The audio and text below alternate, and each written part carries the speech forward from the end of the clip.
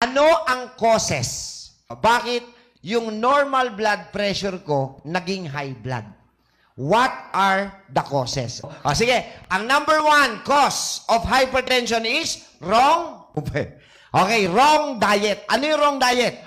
Katulad ng sugar, salt, and fats. pag sobra po sa alat ay nagko-contribute po para tumaas ang pressure ng dugo. Dahil yan po ay sodium. Imbis na balanse ang nutrients na dala ng inyong dugo papunta sa ibang organs, mas marami siyang dalang sodium.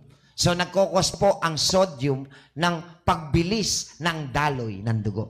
So, actually, isa yun. tama rin yung sinagot mo eh. Oh. Sugar. Sugar will make the blood thicker naman.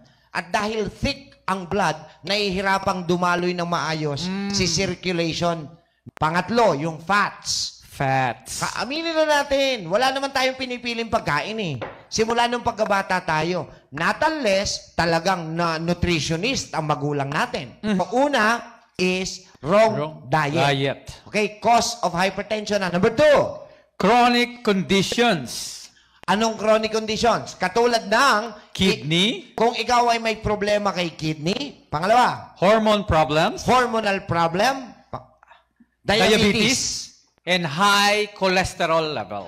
Pag itong apat na to ang sakit mo, may problema ka, may diabetes ka, may problema ka sa kidney, may hormonal imbalance ka, at mataas ang cholesterol mo, asahan mo ang kasunod niyan, kapatid na yan, pinsan na yan, ng hypertension. Number 3, obesity. Obesity. Okay? Ang obesity, hindi po ito katabaan. Okay? Ang tunay na meaning ng obesity, katakawan. Because, tingnan natin, Dok, ano ang kaugnayan ng matakaw para magka-high blood? Okay, here it goes. Punta naman tayo sa ibang klase naman ng system. When we eat, the food that we eat goes directly to the digestive system. Tama. To digest the food. To get the nutrients from the food that we eat. It is not the food that we eat that is important, but the nutrients coming from the food that we intake. So, if we are obese, sira rin ang metabolismo, sira ang digestive system. Pag sira ang digestive system, kulang sa nutrients ang aakyat sa dugo papunta kay heart. Okay, next. Stress. Bakit ba tayo na-stress? Unang-una sa situations.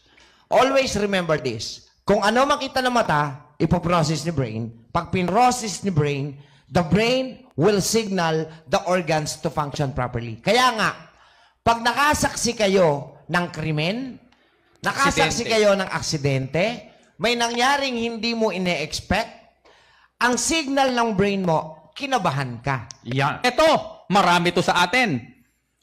Alcohol. Yan, Doc. Ang pag-inom po ng mga alak. If too much alcohol will be mixed into our blood, the tendency is for the blood to grow much faster than the usual. Kaya nga mapansin nyo, ang mga laseng, they cannot think properly. Nawawalan sila ng oxygen. Nawawalan ng oxygen kasi kinakain ng alcohol. Yeah. Sige, next. Okay, next. Ito. Inactivity. Yan. Inactivity. Ibig sabihin po niyan, simula po nung bata tayo, sa totoo lang, kaya nga sa school, elementarya pa lang, may subject na po na tinatawag na PE. Why? Because alam na alam ng kagawaran ng edukasyon na ang ehersisyo ay isa para mapanatili ang magandang kalusugan ng isang individual. So, simula kinder hanggang kolehiyo, may PE tayo. Tinuturo talaga. Yes. Why? Because our body needs activity para yung circulation ng dugo hindi ho magiging barado. Matutulungan ng exercise yung isa sa trabaho ni heart na to remove waste from the blood by sweating.